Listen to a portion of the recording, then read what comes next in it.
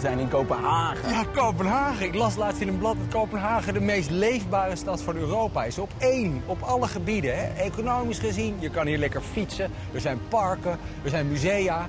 En ja, ik denk toch aan Deense design. Ik denk aan mode, ik denk aan muziek. Maar niet direct aan kunst als ik hier ben. Dat is voetbal. Ik denk ook aan voetbal. Ja, ik denk natuurlijk meteen maar aan voetbal. Ja. Nou ja, kunst trouwens wel. Want Cobra had je natuurlijk, hè? Kopenhagen, Brussel, Amsterdam. Maar dat is oldschool. Ik vraag me af wat er nu hier speelt eigenlijk aan hedendaagse kunst. Nou, daarom zijn we hier. Gaan we kijken. En dat is een open deur die ik intrap, maar kan me niks schelen. Het is toch blijft enorm boeiend en interessant dat we in die steden overal kunst en cultuur zo belangrijk is. Ja.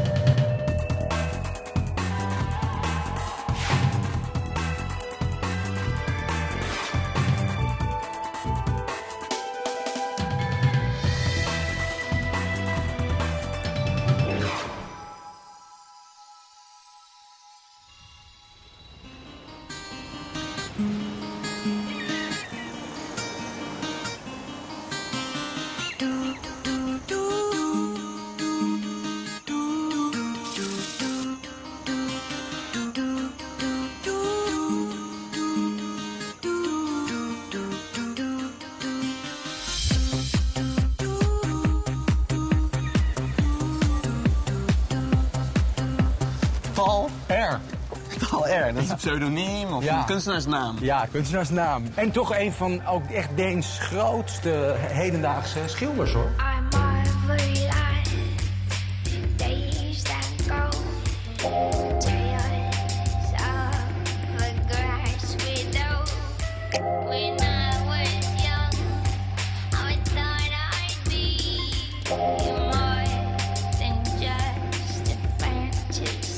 So many different artists have tried to chop up the body. Simply to take it apart, to understand the individual part, like an elbow, not just like a physical thing, but like the word elbow and something beyond that. I have a body part for you can sit with while we are talking. It's a bit heavy, but it's also something you can just sit there. The Franz West moment here. Yeah. If I have one for you as it's well. Nice. It's a heavy baby, man. Yeah. Oh my God. What's the name of that? I tell you when you have one. So you ask about title. Yeah. I think this is called Penis and Penis. Two penises. ArtMen penis. Great. So, ArtMen. Yeah. Yeah. I got a bigger one.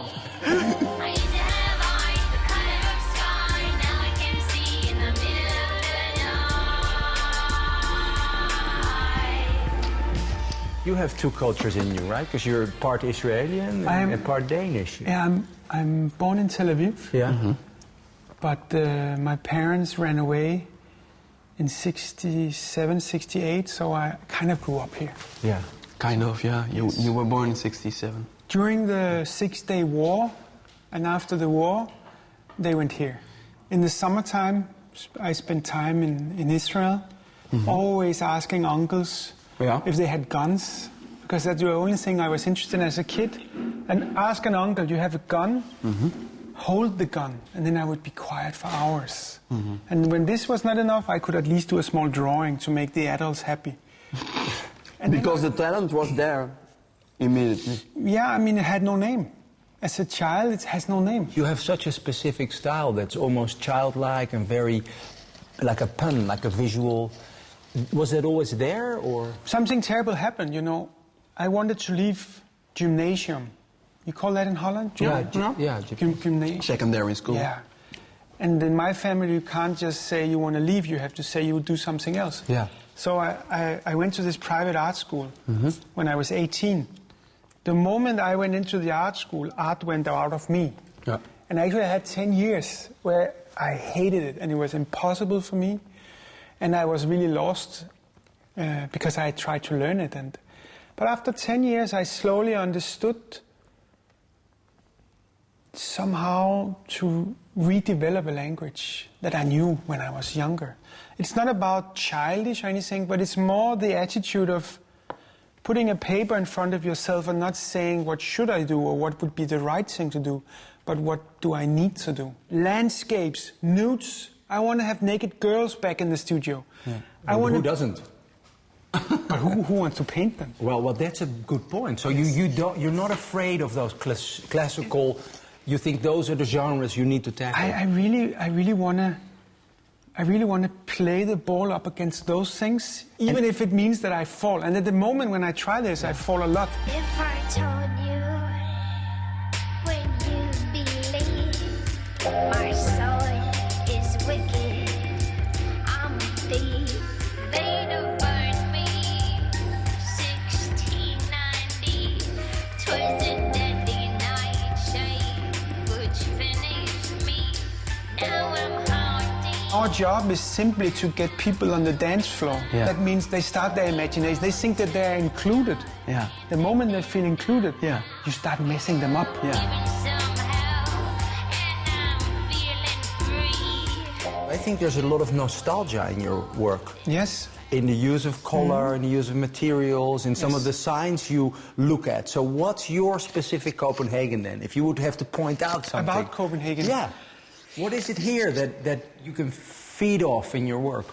I tell you a quote from a speech.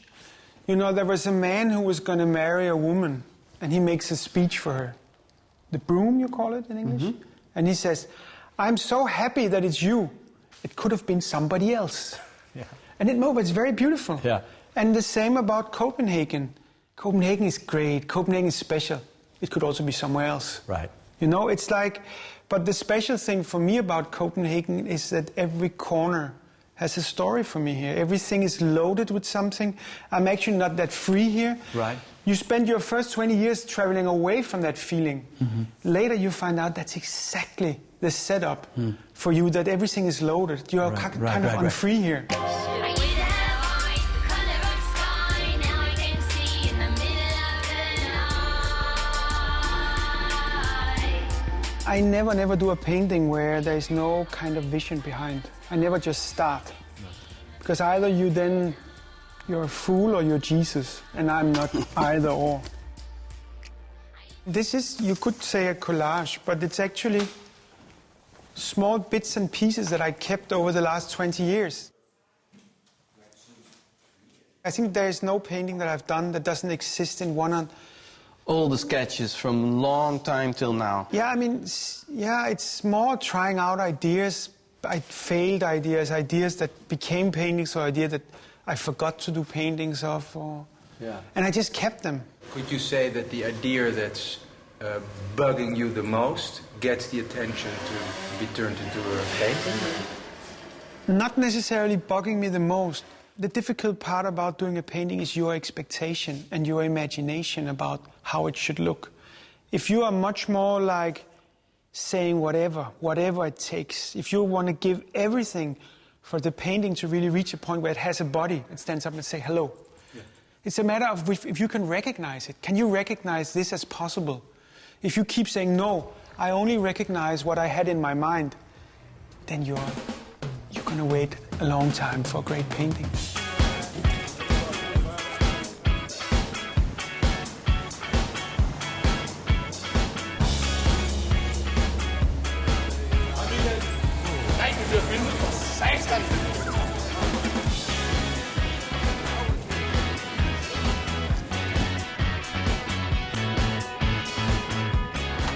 Wat een schattig huisje. Opeens is er een huisje achter een schutting. Ja, hallo. Hi Nadia. Jasper, nice to meet you. Hallo. En ik ben David. Hallo. 5:00. Het NOS-journaal. Een Deense kunstenares heeft een kort geding tegen het modehuis Vuitton gewonnen. Ze hoeft geen dwangsom te betalen voor een tekening van een kind in Darfur met een tas van Vuitton. Die dwangsom had de rechter erop gelegd op verzoek van Vuitton dat niet geassocieerd wil worden met de oorlog in Soedan. Another way to your heart. We start to look like seconds and then we're off. Yeah, it's inevitable, but the name Louis Vuitton, has to pop up at some point. Of course. Let's start there. Because let's start. We finish Yeah. it. We finish it off. That's basically how I meet all people now. Right. I just arrived in Amsterdam and I started my studies. And I imagined that I would just be at Rietveld, making art, drinking beer, biking along at the canals and stuff like that. And then in the Christmas holiday, I was hit by a scooter on the street. Yeah. So I had to stay in bed for like 4 months. I was completely broken head to toe. And it was during my stay in bed that I had the idea for this work. Because it came out of a newspaper. I read you saw this picture of a child in Darfur or in Actually, it was Africa. just a really small update on the situation in Darfur, like 4 lines. Nothing really. Right. Just mentioning that the genocide was still going on in Sudan. And I was a bit confused because I thought that it had stopped because I didn't hear about it for years.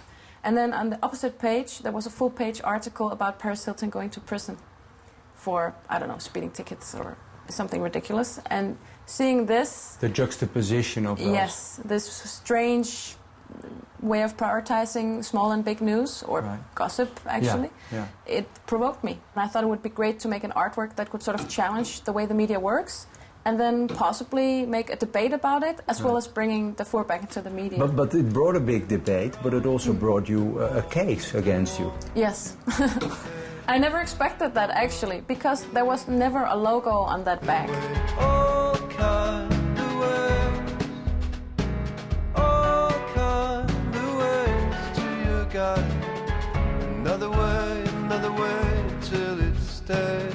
You gotta hold my hand. Here? It's right here. Oh!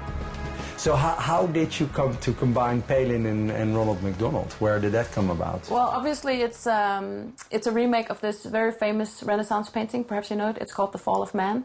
The guy who made McDonald's success very large, he's called Ray Kroc. He did it from this sort of mantra called KISS. It's for Keep It Simple, Stupid. Perhaps you heard it. Yes. So that's like their business model. And it's all about everything has to be, effective and minimized, and you cut. Easy to consume. Exactly. You don't think, you just work, and like that. And then he said that he was so proud that this business model did not only bring such a great success to McDonald's, but they also managed to make it a part of the international culture, like the way people live and think. Right. She is there because the more research we did, the more we figured out that all these large fast food chains in America, they are all run by these very, very conservative Christian people. So they use the money that they make from the products to sort of lobby their own religion and make political decisions. For example, we read that most of the money from Domino's Pizza, they're used to work against abortion. So when you buy these products, it's not just about what you eat, but you're actually contributing to a certain political way of living. And that's dangerous. So that's why Palin is there. To run away to those lies. Start a hurt like seconds, and then we'll get up. The moment to dissolve. I would have to say I think Amsterdam is much more open to young, upcoming artists, definitely. Okay. Maybe it's because you have more people and more things happening. That's the way it feels to me. Right. That there's more room and more... Infrastructure also. Yeah, more feeling that there's enough to go around, also for the young ones to be part of it. Right. Where it's my feeling that in Copenhagen, there's this sort of closed family surrounding the academy in Copenhagen. Yeah. So if you're a student there, you're part of this family, and then they help each other. Yeah. And if you come as an outsider, it's... They see you as a verrader because you left? I don't know, but it's tough to You're the get traitor? in. You have to I go to all the openings, I go to all the parties, and I insist that I am also here now. You know? But it's a very closed-off scene. Yeah. And I get the feeling, not that anyone ever told me, but I get the feeling sometimes that they think, oh, it's her. She got all this attention, so stay down. Right. Like, it went way too fast for you. Oui. That's the feeling I get. A bit envious maybe But also. that's Dutch too. Yeah, it happens. Absolutely.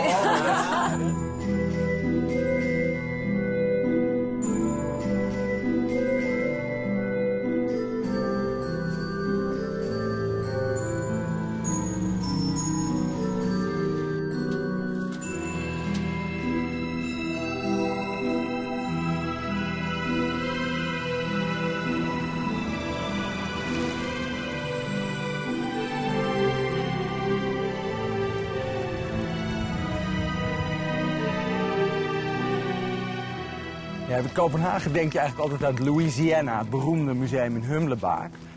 Maar dit gebouw, dit is even iets anders. Dit is het ArtMen. Ja. Ten zuiden Ja. van Kopenhagen. Half uurtje buiten de stad.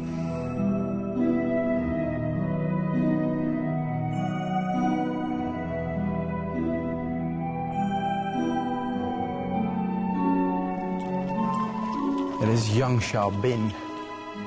Wel een belangrijke Chinese schilder van dit moment. De Blue Room. Room. Ja, wat mij wel meteen heel erg fascineerde, dat zijn die combinaties van die wereldleiders met die kinderen. Dus ik zag Obama natuurlijk heel herkenbaar, Poetin, Arafat, je ziet zo een aantal van die... Maar die combinatie dan, dat je opeens zo'n kindje ertussen, dat geeft toch een heel raar, wringend beeld.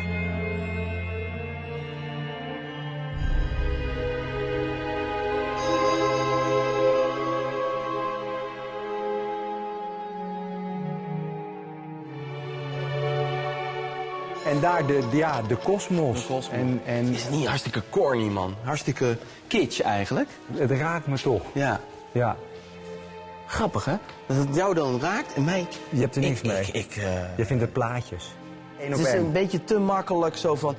Dit zijn de grote leiders en daar zijn de onschuldige kinderen. Of zij zijn ooit ook onschuldige kinderen geweest.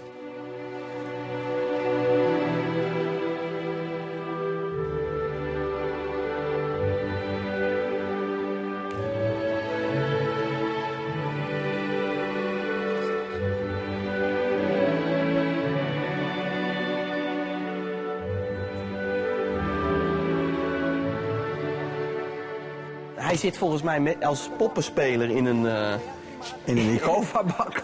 Ja, in een afvalbak. En hij is protesting tegen zichzelf. Ja. En dan komen er allerlei banale redenen. Ja. Omdat ik me verschuil achter een pop. Omdat ik het lekker vind om een pop te zijn. Omdat ik een opportunist ben. Over de futiliteit van het protest, dat je eigenlijk niks kan uithalen. Of misschien wel over je rol als kunstenaar. Kunst kenmerkt zich wel door kritische houding ten aanzien van jezelf en je omgeving. Ja. En hij protesteert nu tegen zichzelf. Protestez împotriva mea pentru că stau ascuns în pubelă în timp ce mi se ia totul. Nou, en hier komen we dus bij Wij. En Wij is de grootste hedendaagse protestant ter wereld. Ja, protester. Ja, want hij wordt vastgezet en geboycott. En maar dit werk, dat verbeeldt dan een... De dierenriem, hè? De dierenriem, Chinese dierenriem.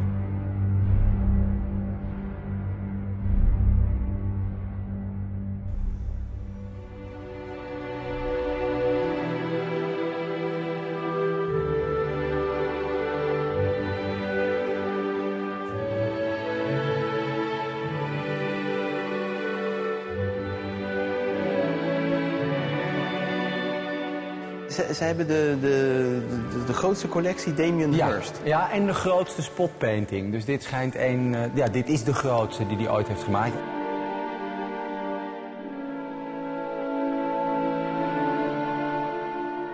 Dat is natuurlijk een statement tot en met, door een koe door te zagen. Ja, dat kun je ook in een museum zetten voor een biologie museum, dat soort dingen. Ja.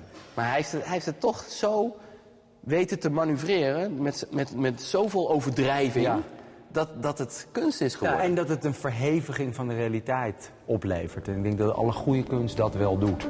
Echo starters across the room, trembling noises that come too soon, spatial movement which seems to be resonating a mask of fear, hollow talk in a hollow girl, force it out from the road of pain. Never said it was good, never said it was near. Shadow rises and you are here.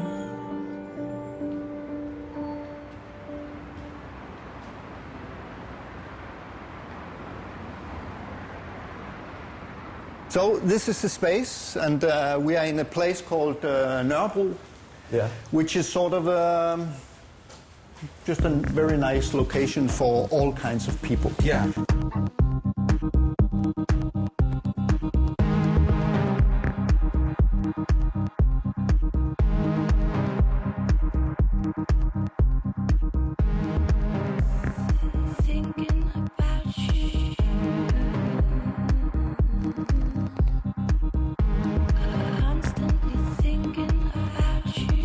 I started as a painter. There was this craving for people to look like artists, work like artists. So I thought, like, why the hell not? Let's work like artists. Yes. And as soon as I sort of did this, people said, you're an artist. I'm a kind of photographer who works post. You know, I work after. I travel, I do something, but I don't really know what I'm doing. Really? Actually, I take some photographs and then I go back. I sort of like a wine. I keep it a little. I don't develop the films. Then 1 month after, you know, I develop, and I say, oh, what was this? You know? So I don't really know. It's a new place again. Yeah. So I take this new place into the darkroom and try to do something. But how important is the analog for you? Because you can manipulate digitally as well. It's like, you know, sex or something. The analog is really to touch things and to sort of get a headache over all this the chemicals situation, you know. And all this is sort of it's a little sexy. And it hasn't gone obsolete for you. No, I think still that people basically need something to touch. A physical aspect. Physical aspect. I've been thinking too much about you. See the sunset with no sleep at all. But going back to the image, because you said you travel and then you take images, you come here, you let them ripe for a while, like a good wine. Yeah. And you look at them anew. But what makes you shoot a particular image? Because it's a conscious choice, you're saying. Analog photography instead of digital. It's feelings. You can shoot the same motif 5 times in a 5 times exposure, and it will still come out as something that you felt for. So it's basically like being in the world. I've been thinking too much about you. I've been staring at the floor. This used to be a meat market and then was transformed by sort of the city to, they say, could we be more creative? And of course they hired the rent. Yeah. But actually it functions very well with the blend of still running as a meat market and now also galleries, restaurants, even Michelin star restaurant. Maybe, you know, like this is sort of building up that people have confidence in this kind of area.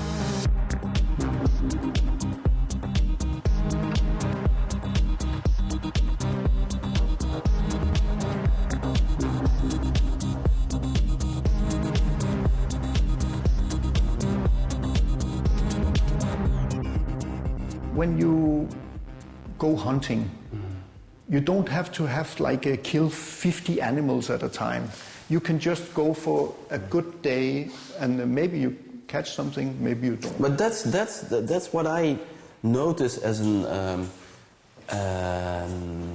approach or a situation in your work, is that you, on the one hand, you go somewhere, travel a lot. And on the other hand, you invite people. I was looking at this series with a model. He's a model. What's going on in the decision to invite or to go? Let me tell you something. This again started with a title. I had the title to do something in the Glyptotek, which is a beautiful museum in Copenhagen. Mm-hmm. And it was a painting by Edouard Manet. It was called The Absinthe Drinker. Yeah. Then I Googled this guy because I thought like he looked like this guy. Yeah. Right. It's the actor Nicolas Bro. I phoned him and I said, I have this picture. I want to do a photograph of you if you want to be this absinthe drinker. And then he said, Eric, let's drink. He said, I had this postcard of this image on my wall since I was 12 years old. No. I will do it. Yeah. And of course he said, I don't drink anymore, but I know exactly because I've been there all the way.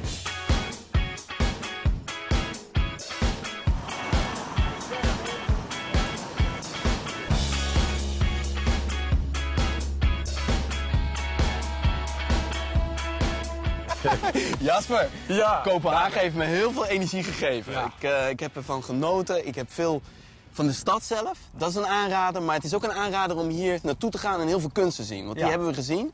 En er is herkenning hier. Hè? Ik bedoel, ook met Nederland. Het lijkt een beetje op Amsterdam. Al die mensen op fietsjes. Je herkent het decor uit al die series. Al die thriller-borgen. En de mensen, die dijken. Het lijkt wel alsof Nederlanders en Denen, in ieder geval wij hebben dat met de crew zo ervaren. Ja. Dat de humor meteen klikte. Nou, je verstaat de taal net niet, maar het is te gek. Maar het is wel voorlopig de laatste stad. 12 steden gedaan. 17.000 kilometer gereisd. Niet te geloven. Ja. Maar ja, we hopen dat we terugkeren. Je kunt ons volgen tot die tijd op Facebook. Moet je ook doen. En wij gaan verder.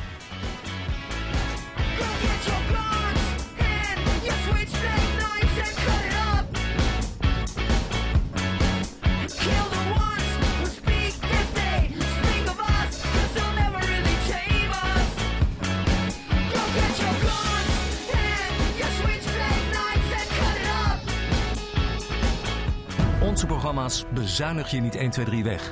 Teken de petitie op niet123weg.nl.